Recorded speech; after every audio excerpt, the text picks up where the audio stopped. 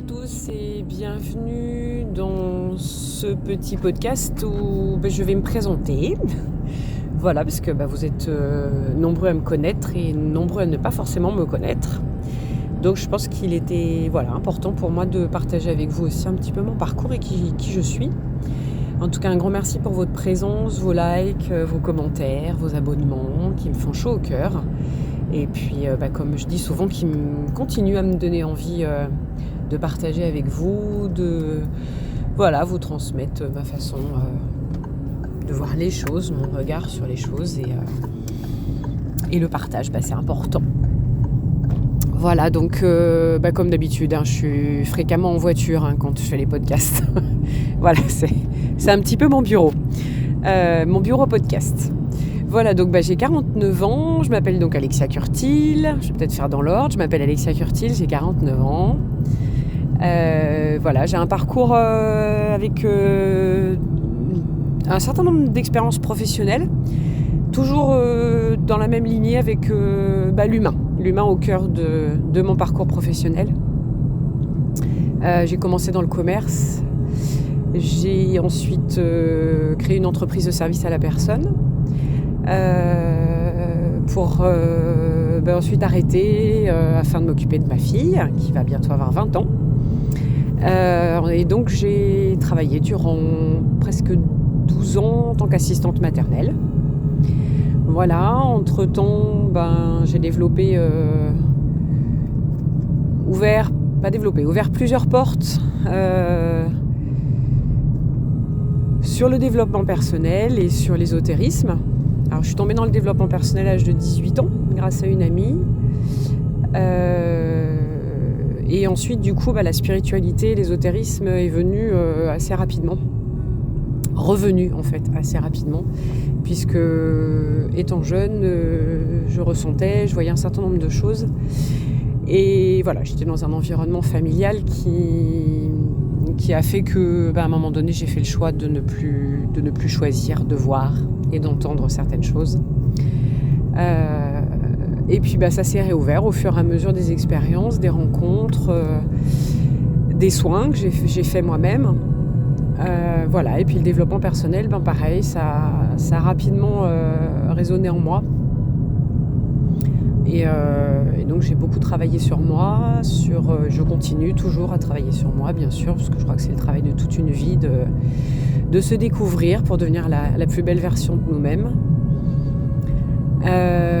Donc j'ai travaillé aussi, après avoir été nounou, de nouveau dans les services à la personne, en tant que responsable d'agence. Et puis en parallèle, j'ai décidé de faire une formation en programmation neurolinguistique, la PNL, qui est donc une technique qui est similaire et complémentaire en fait à tout ce qui est hypnose, EMDR, EFT. Voilà, c'est des méthodes un petit peu similaires qui permettent en fait de travailler sur des activations et reprogrammations de comportements qu'on peut avoir limitants ou entravants, comme les phobies par exemple, entre autres.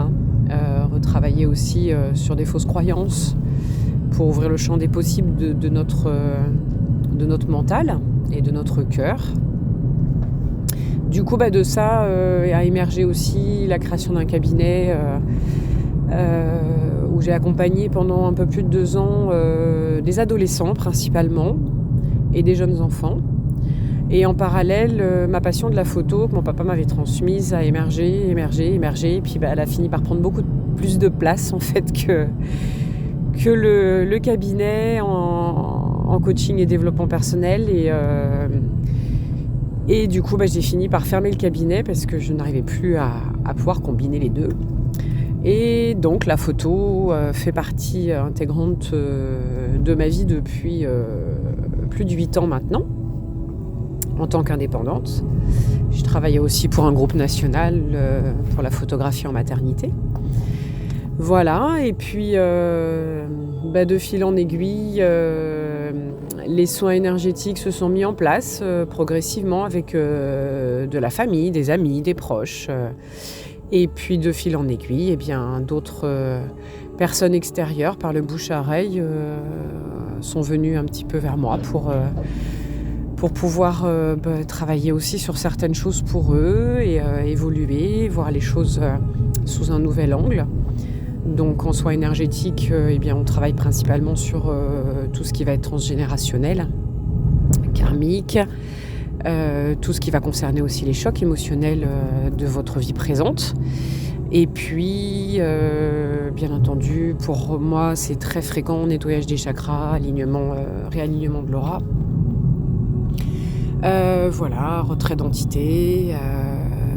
Et du coup, de ces soins viennent aussi en complément du coup le développement personnel lorsque les personnes en éprouvent le besoin aussi d'accompagner en parallèle en développement personnel, ce qui permet aussi du coup de souvent bien asseoir en fait les transformations énergétiques que la personne va vivre lors d'un soin et vraiment d'allier les deux pour pouvoir permettre aux énergies de mieux circuler et au taux vibratoire des personnes de pouvoir continuer à évoluer en libérant aussi du coup toute une part des fois de surcharge mentale ou de fonctionnement qui nous limite en fait, qui ne nous permettent pas de continuer à évoluer, à expanser.